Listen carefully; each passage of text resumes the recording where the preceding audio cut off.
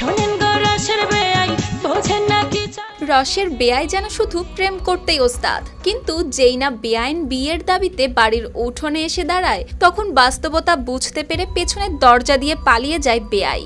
শরীয়তপুরের জাজিরায় ঘটেছে ঠিক এমনই চাঞ্চল্যকর ঘটনা। প্রেমিক বেআইয়ের বাড়ির সামনে টানা 5 দিন ধরে বসে আছেন এই তরুণী। তার দাবি, বিয়ের প্রতিশ্রুতি দিয়ে আমির হোসেন মাতবর এখন নিজেই আত্মগোপনে তার সাথে যোগাযোগ বন্ধ করে দিয়েছেন একেবারে। আর সেই অভিমান, অভিযোগ ও বিয়ের দাবিতেই প্রেমিকের বাড়ির দরজায় বসে আছেন এই তরুণী। এমনকি দাবি না মানলে আত্মহত্যারও ঘোষণা দিয়েছেন তিনি।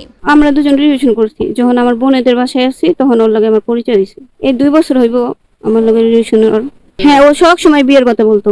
ওর ফ্যামিলির কথা বললে কইতো যে দেহ তো আমার মায়ের বাইরে এই বোনটা কিরকম, আমার মায়ের বোনটা মাইনা নিব না, আমার বাপ মাই তোর আমি একলাই বিয়ে করুম, কাবিন করুম। গেল 29 জুন রাত 9টা থেকে আমির হোসেনের বাড়ির সামনে অনশন শুরু করেন এই তরুণী। 4 জুলাই বেলা 12টাতেও তাকে বেআইয়ের বাড়ির সামনে একইভাবে বসে থাকতে দেখা যায়। তরুণীর দাবি, 2 জন সম্পর্কে বেআইন। সেই পারিবারিক সম্পর্ক থেকেই 2 পরিবারের মধ্যে ছিল যাতায়াত। এক পর্যায়ে তাদের মধ্যে গড়ে ওঠে গভীর প্রেমের সম্পর্ক। এমনকি বিয়ের প্রতিশ্রুতি দিয়ে তার সঙ্গে একাধিকবার শারীরিক সম্পর্ক করেন আমির হোসেন। পরে তাকে বিয়ের আশ্বাসে বাড়িতে আসতে বললেও এখন আর খোঁজ নেই কোনো। যোগাযোগের উপায় তো দূরে থাক, তার বাড়ির দরজায় ঝুলছে তালা।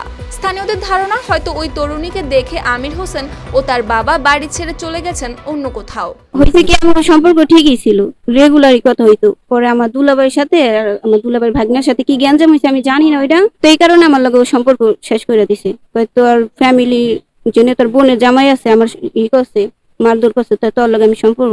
আমি কই তখন তো আমার বোনের জামাই ছিল না যখন আমি সম্পর্ক করছি, তো এখন তুমি আমার বিয়ের পরিস্থিতি দিয়ে সবকিছু করে তুমি এখন কেন মানা করো? কই না, ওই ফ্যামিলিতে আমি যাবো না। ও আর মার কথা শুনে, ওর মা যা কয় তাই শুনে, কিন্তু আমার আবার এনটা কইছে যে আমার মায় ভালো না, আমার মায় ভালো না, আমি তোর একলা বিয়ে করবো। অনশনরত তরুণীর এখন একটিই দাবি, বিয়ে না হওয়া পর্যন্ত তিনি অনশন থেকে উঠবেন না। অন্যদিকে স্থানীয়রা এখন বিষয়টি মীমাংসার চেষ্টা করছেন।